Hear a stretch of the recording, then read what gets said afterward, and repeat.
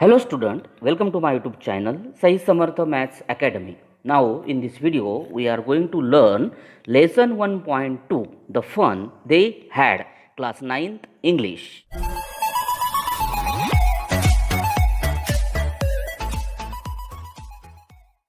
मित्रांनो आपण या व्हिडिओमध्ये lesson number 1.2 the fun they had म्हणजेच त्यांनी मजेत घालवलेला वेळ हा पाठ आपण आज शिकणार आहोत. मित्रांनो अतिशय छान असा हा पाठ आपल्याला शिकायचा आहे.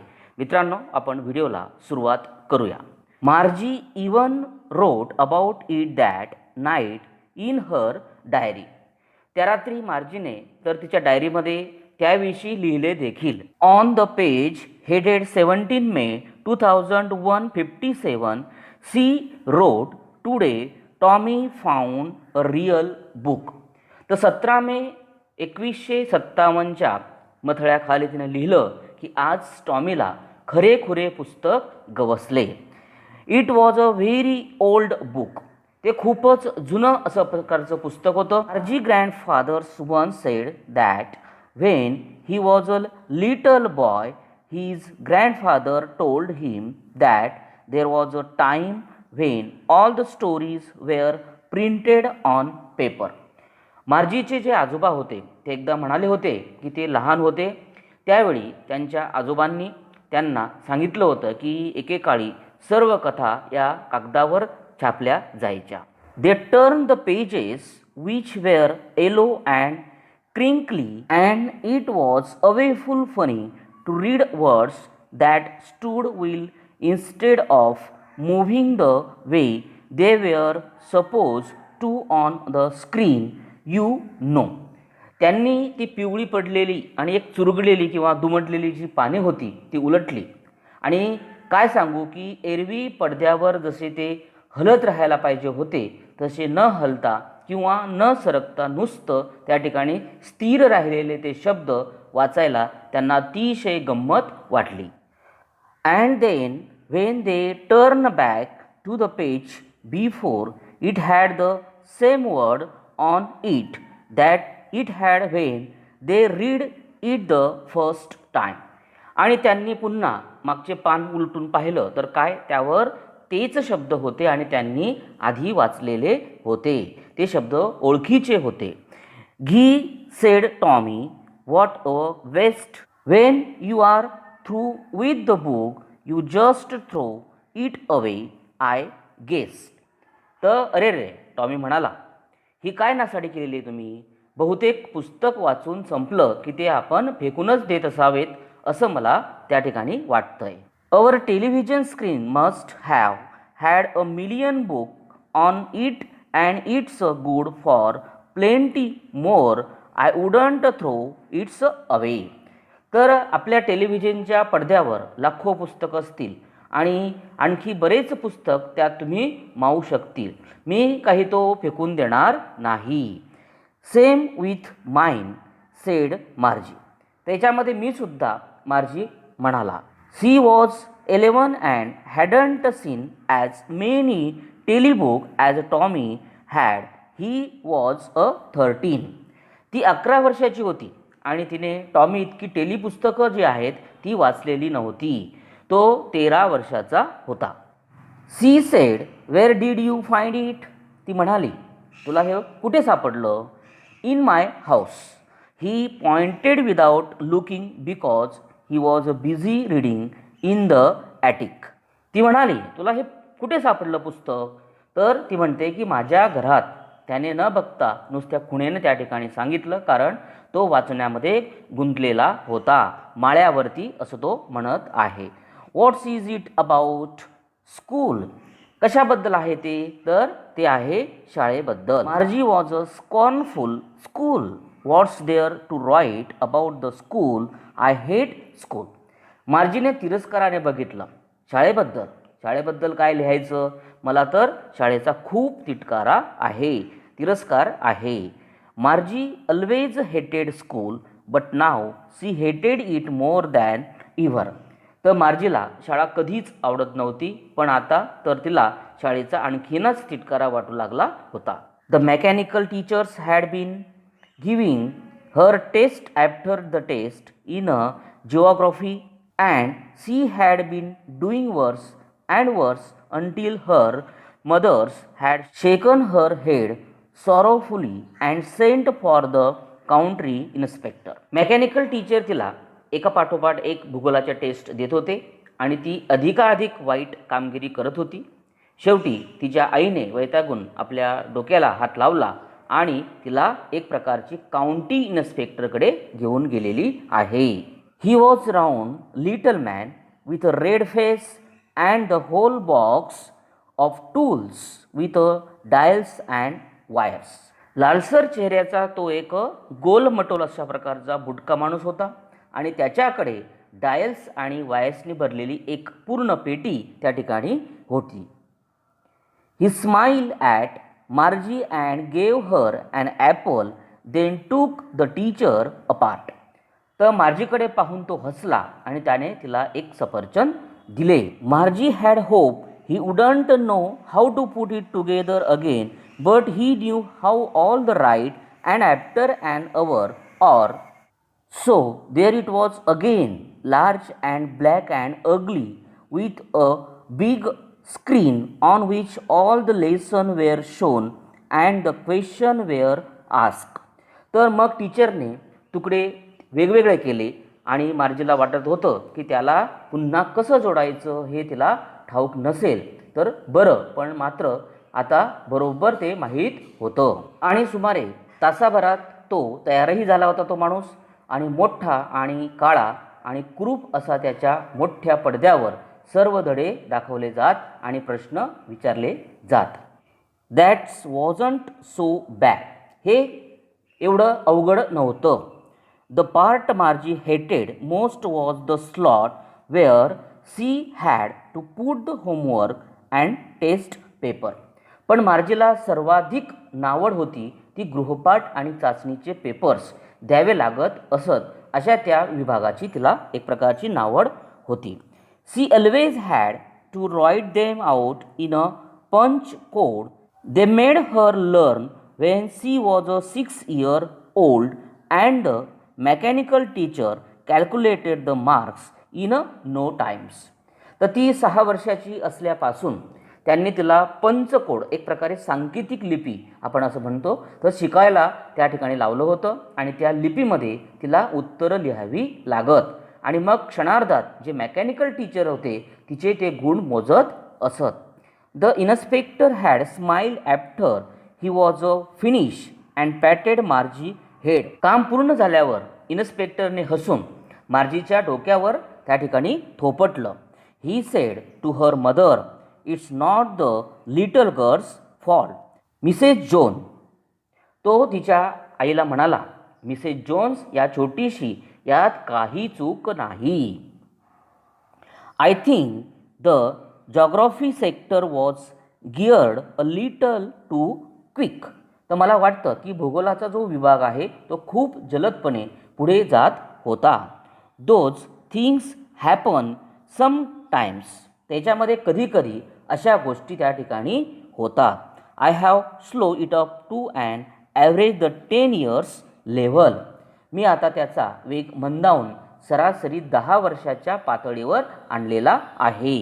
Actually the overall pattern of her progress is quite satisfactory and he patted Margie head again. खरं म्हणजे तिच्या प्रगतीचा जो सर्वकष आलेख अगदी समाधानकारक आहे आणि त्याने पुन्हा एकदा मार्जीच्या डोक्यावर थोपटलं. मार्जी वॉज डिसअपॉइंटेड. तर मार्जीची निराशा झाली. डिसअपॉइंटेड म्हणजे निराशा होणे.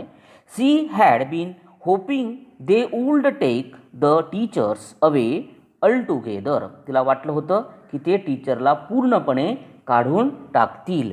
दे had once taken Tommy teachers away for nearly the month because the history sector had blank out completely. एकदा त्यांनी जवळजवळ महिनाभर टॉमीच्या टीचरला काढून नेलं होतं कारण त्यांचा इतिहासाचा विभाग पूर्णपणे पुसला गेला होता.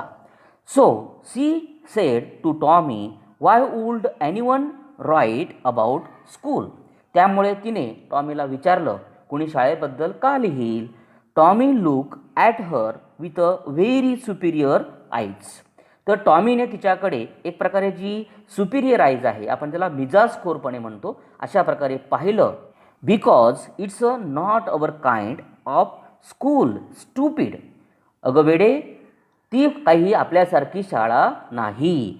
This is the old kind of school that they had hundreds and hundreds of years ago.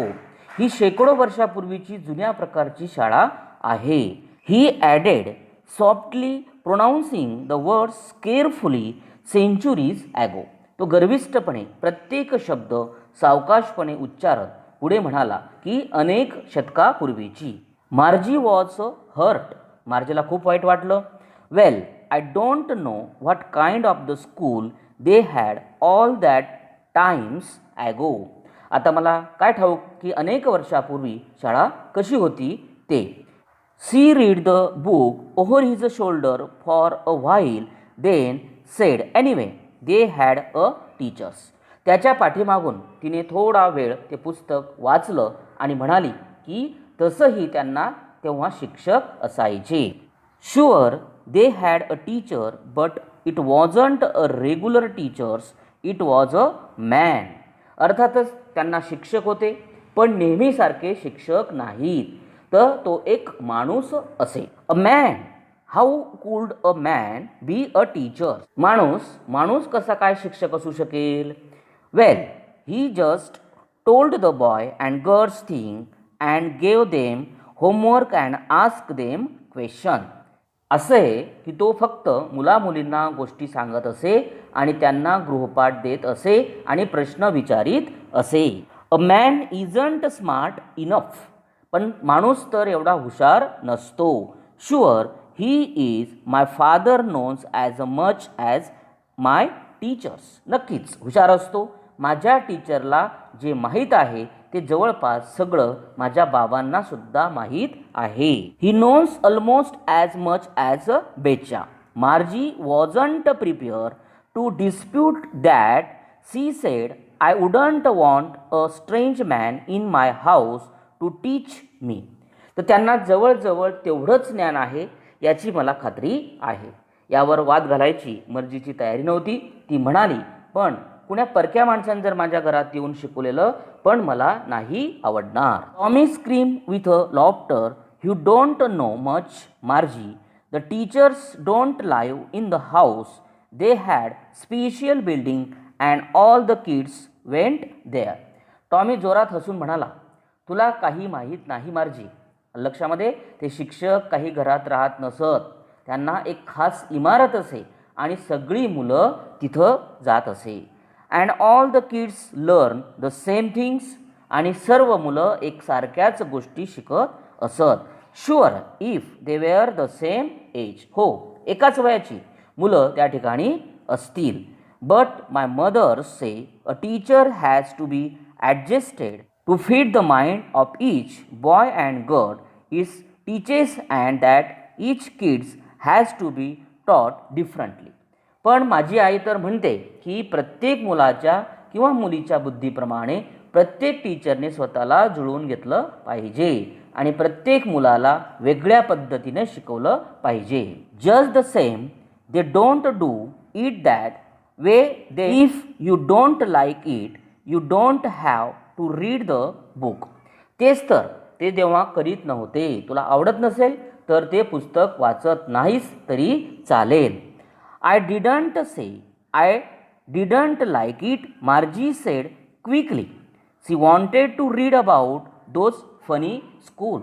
मला आवडलं नाही असं मी म्हटलं नाही.